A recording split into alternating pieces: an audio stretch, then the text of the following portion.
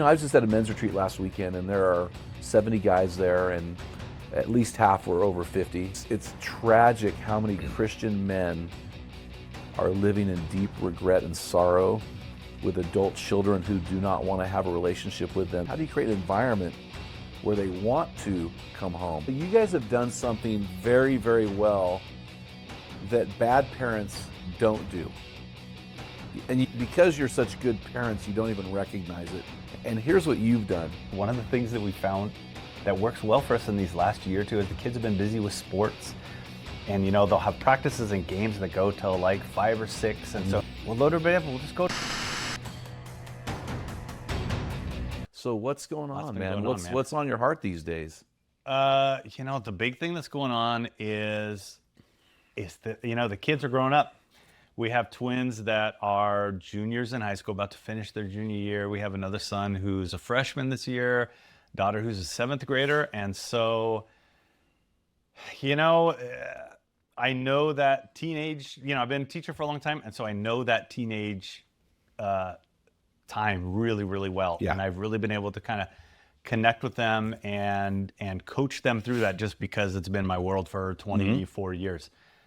But now that we're starting to look at seniors, we're starting to look at college with the twins, it's like they're going to launch. And so I've just been trying to figure out how do I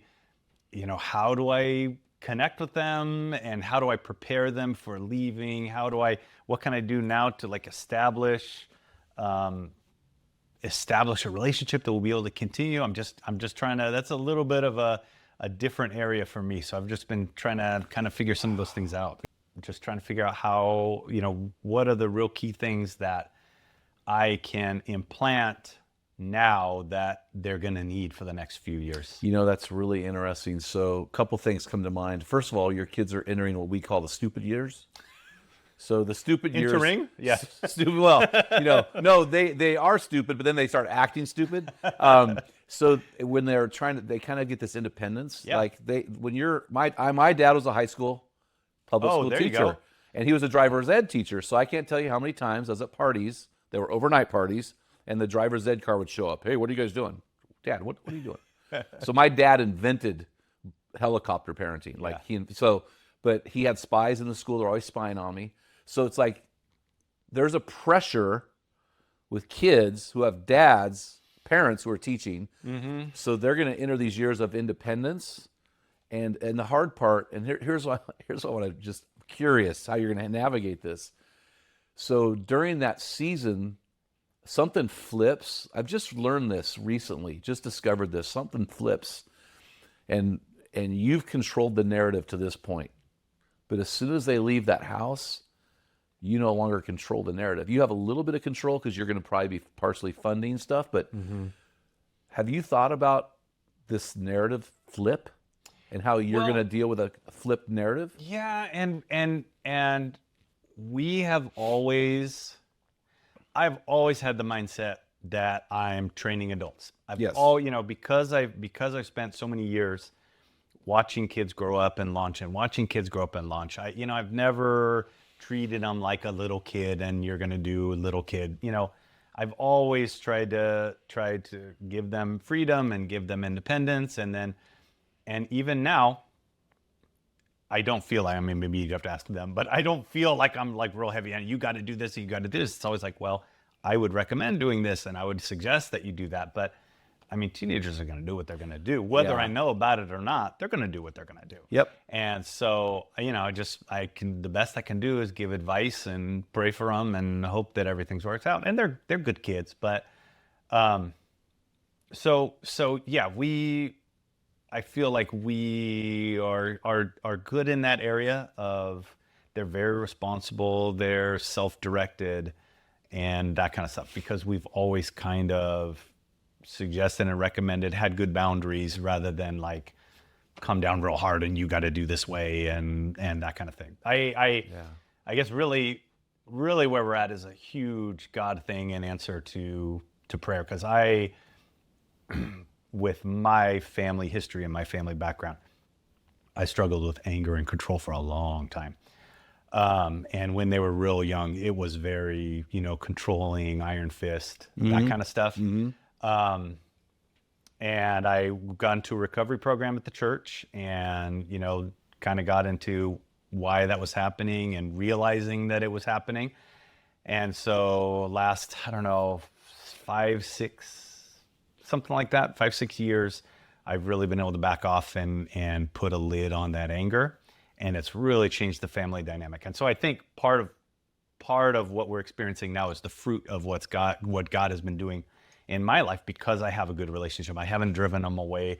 They will come to me for advice. They will listen when I recommend things, because I haven't spent the last 6 or 7 years yelling and belittling and criticizing. And so I feel really, really blessed that I feel like that recovery came at a great time in our family, before I really did lasting damage to the kids. Well, we're all in our relationships. We're all going to damage them, but it's what like, way? Can they recover? So, but it's really interesting. So when I was raising kids, when I was in the stress bubble, I read a book by a guy named Josh McDowell.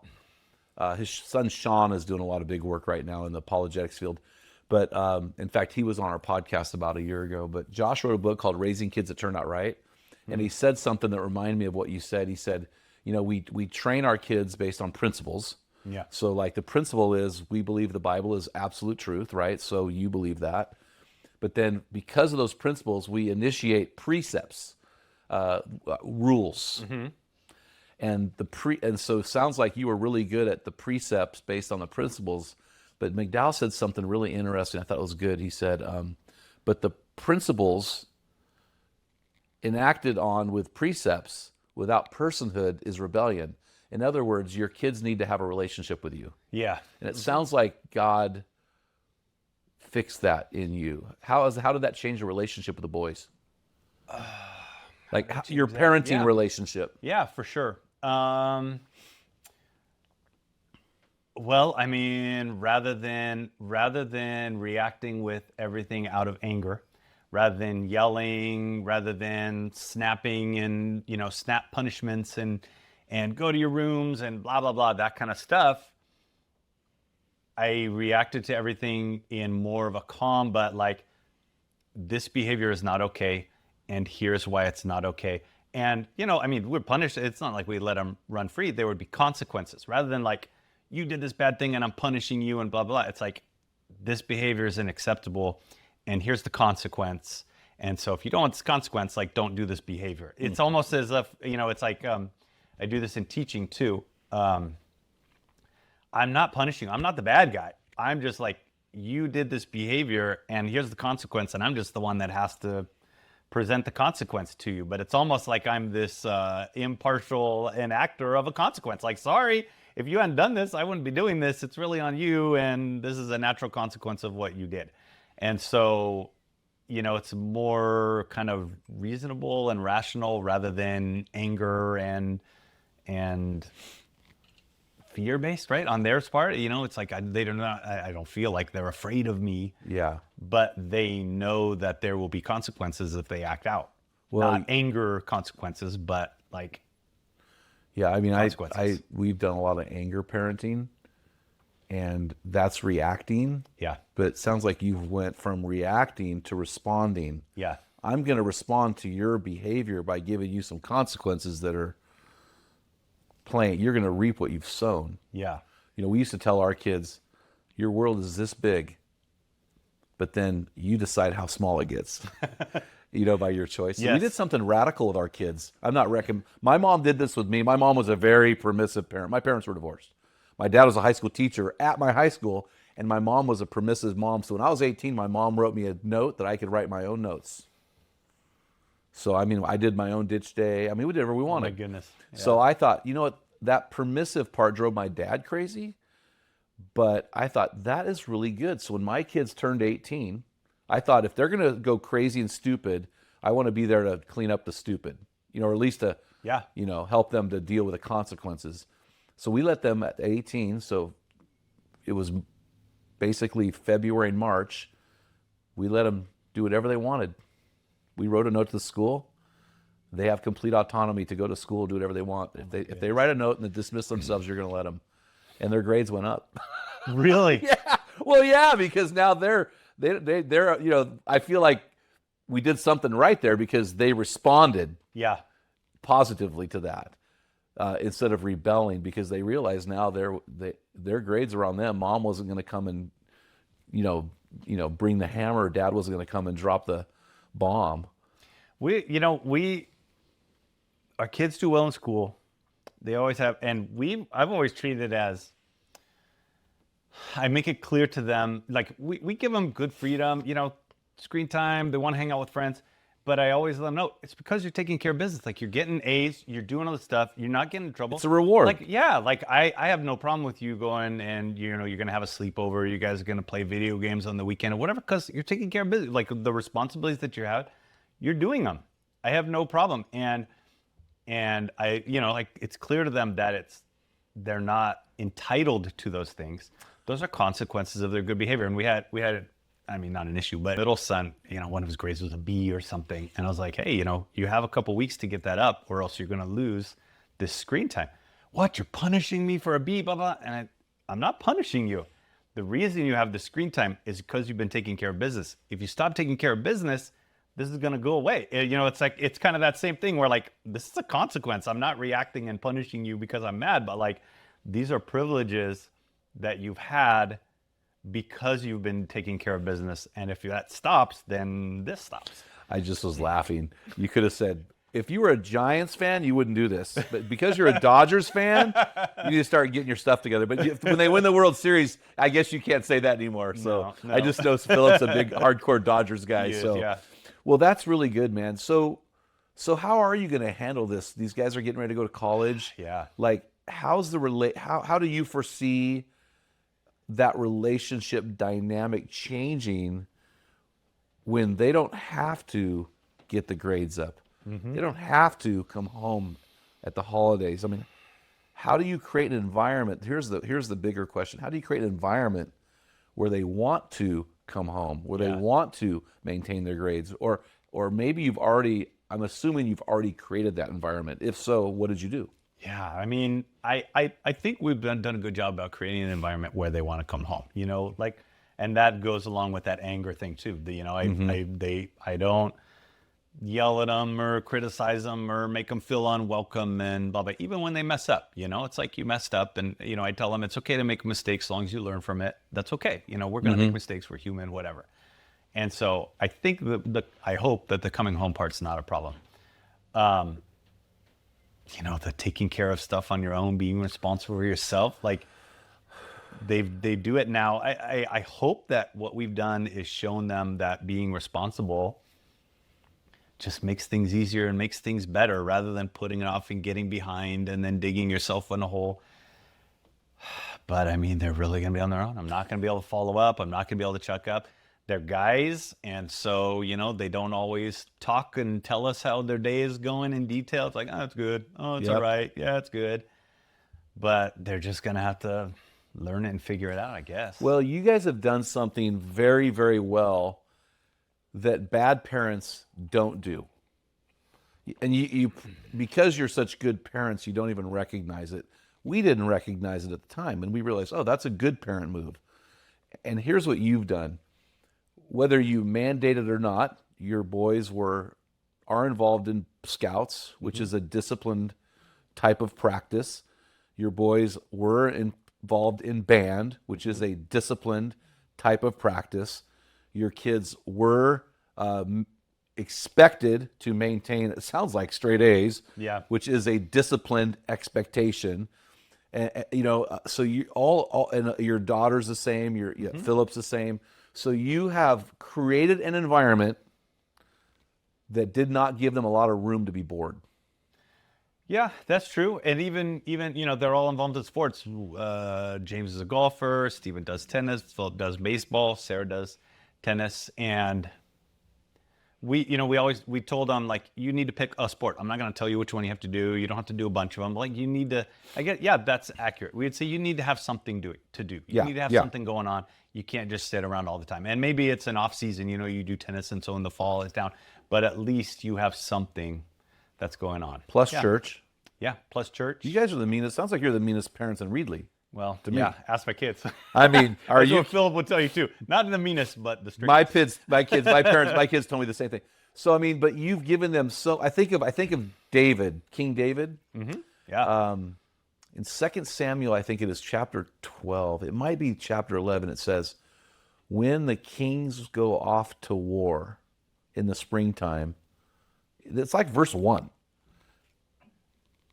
David stayed back and he was resting during the heat of the cool of the day, and so here's the palace, right? And then around the palace are the 30 mighty men. Their homes are built around the palace. We're talking a 10-acre Jerusalem, old Jerusalem, 10, 12 acres.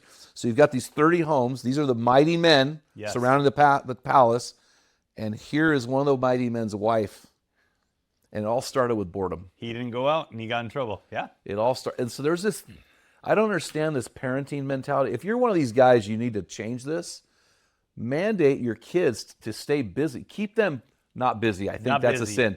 Yeah. Make sure their life is full with little room for their own margin. Yeah. I think that's safe to say. Yeah, I agree. But like you said, like our society's tendency is just busy, busy, busy, busy. I think it's good for them to have downtime. It's good for them to have time with friends. It's good for them to have, if they're taking care of business, have some screen time, have some video game time, have some, brain needs to rest. We need to rest. It shouldn't just be go, go, go. But, but again, we made it clear, okay, you're going to do tennis, that's in the spring, but it's okay for you to do this now. It's okay for you to relax in the fall because you're going to do tennis in the spring. Yes. Because that's coming up. That's going to be your busy time. So it's okay for you to relax right now. Yeah. Yeah, I agree. We were clear about that. We don't want to, so if we create a culture of busyness, we've created an American culture within a Christian home that is not biblical, right? Yeah. Because the Bible is very clear on Sabbath rest. I mean, every 7 years, every 40, not 50, every 50th year, every seventh day. And so if we don't create an opportunity to exhale for our kids, we're creating a bunch of what C.S. Lewis called functional atheists. Yeah. That have bought into a culture of busyness. And that needs to be taught. That's not, especially given the messaging out in, society or whatever of go, go, go. What is it? You got to have your hustle and your side hustle, and it's all about that.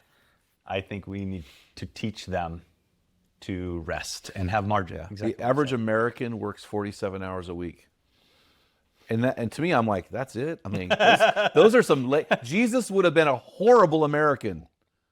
Well, that's what they work, I'm like, but are then you they kidding have all me? these activities on top of it. That's not even just that. They work, but then they go, and the kids' sports are just so much time. And Well, I mean, you figure a 47-hour work week, you're in the stress bubble raising kids. Yeah. What are you going to, how are you going to love your wife?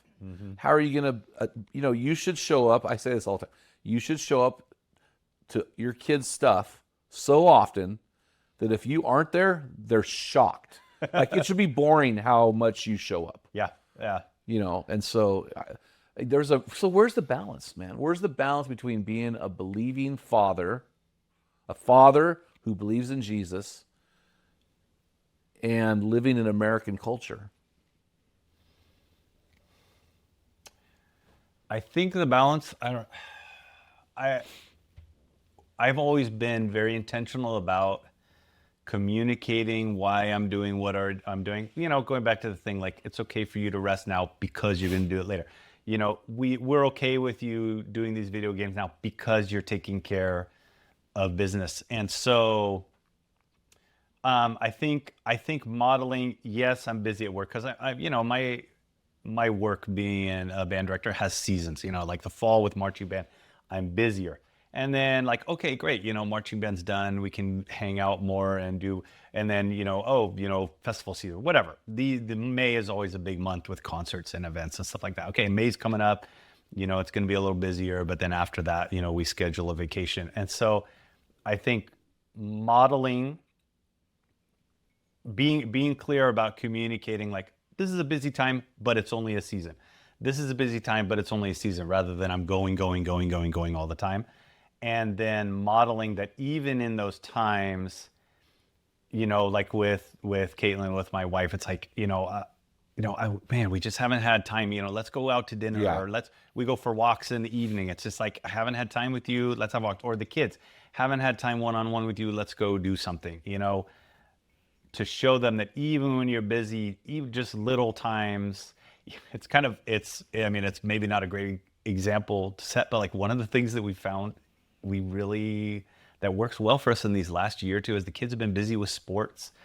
And, they'll have practices and games that go till like 5 or 6. And so nowadays, rather than being done at 3 o'clock when school's done, they go until 5 or 6. We'll load everybody up. We'll just go to fast food. And then, because with Caitlin working and with the kids busy, or we're watching a game or whatever, it's, sometimes it's hard to like make a dinner and that kind of stuff. And so it used to be we'd come home and, we'd grab cereal or make sandwiches or whatever. But going to a fast food place and we all just get a burger and we just sit and talk together and we just have time together, whether it's, sitting at a Carl's Jr. or what, having those times as a whole family, even if, because the twins are driving now, even if one of them's already home, we say, hey, we're going to Carl's Jr., come drive and meet us. And we just sit down for an hour and have time. I think the meal time is a lot. That is such a lost art. Yeah. And I do think it is doable. I think one meal a day is still doable. High school gets very hard. Yeah. Because the schedule becomes erratic, right? Yeah. But up until then, like we did breakfast every morning, like literally 5 days a week. I'm a pastor, so every morning means 5 days a week. Yeah. We did it until they were in high school, then it changed. But I think that's so important. And the funny part is people think, oh, it's like you're holding hands, singing Kumbaya and doing a Bible study. Oh no, man, it's like, it's like bantering and fighting and arguing. It's like joking. you're together, but it's like, wow, it's a lot. Yes. Yeah, it doesn't have to be It's loud. A family devotional time every time. No. We're just chatting. How was your day? And joking about the game and joking about, just time together. But doesn't that come full circle? Like you're talking about your kids leaving, and we're talking about not dropping the rules, but building a relationship. Haven't you just gone full circle and you said, it really begins and ends with me having a relationship with my kids? Yeah. Oh, yeah. And then when this narrative shifts and they get to choose the relationship, if you've laid a groundwork for having the relationship, there's no transition. Yeah, the narrative transitions, but the relationship supersedes that. I can see Does that make sense? Yeah, I think so. I mean, because I was just at a men's retreat last weekend, and there are 70 guys there, and at least half were over 50. Like old guys, right? Super old guys like me. Yeah. And it's tragic how many Christian men are living in deep regret and sorrow with adult children who do not want to have a relationship with them because in the stress bubble of life they chose work and busy over family and relationships. Yeah. It's tough. And I feel like you guys have done a great job. It's going to be fun to watch your boys mature and grow, and then Sarah or Philip and then Sarah. Yeah. So I think you guys have done a great job, which is why I want to talk to you about. I wanted to have you on. I didn't know what you were going to talk to me about today, but I know that you guys are crushing it as parents. You've said multiple times, communicating what I'm communicating is modeling, but it's more than that. It goes back to something you said earlier. It's moving from, when you're reacting, you're not communicating what you're communicating. When you're responding, you're communicating what you're communicating. So it really comes full circle, and it says, hey, let's settle down. Let's not react. Take a deep breath. Let's respond to this scenario by communicating why the children we love are bearing the fruit of their lives, good, bad, or ugly, right? Because you said that. You said you're getting this freedom because of the grades. Yeah. So you're bearing fruit because of that. So you're responding positively. Yeah, and I think even that is modeling. It's modeling we're intentional about what we're doing. We don't just react. We don't just act. We're intentional, and I've thought about why you can have that screen time, and I've thought about why it's okay for me to be busy because I know I'm going to have rest later, and why it's okay to rest. That's the other side of it. It's okay for us to rest, and it's okay for me to hang out because I've worked and I put in the time over here. I'm not just resting all the time. I'm not just working all the time. I get one because of the other for both ways. And Your rest is a response to work. Yeah. Mm-hmm. So it comes back to everything we've been talking about. You are responding to a scenario. Yeah. Because I worked, I therefore can rest. Yeah. If I do not work, I do not rest. Can't be all rest. You know what I'm Can't be saying? all work. Yeah. Yeah. I mean, the Proverbs have something to say about that, right? That's really good, man. Well, hey, I'm really thankful that you're in my life. I'm excited about the role that you've played. Not only with the guys listening do not even know the role that you played within the ministry, let alone loving your bride, who is a massive part of our ministry. And so, anyway, it's been great it's been great hanging out. Yeah, for sure. And appreciate you, man. Yeah, you too. It goes both ways. All right. Thanks, man. Thanks. Hey, guys, hope you enjoyed today's episode with Sam Gipson with a P, not a B. Anyway, guys, hey, until next time, feel the wet sand on the arena floor. Hear the deafening roar of the crowd. Taste the sweetness of victory. Smell the stench of battle. Get in the game. Get dirty. Grind it out. Respond. Don't react. And be a man.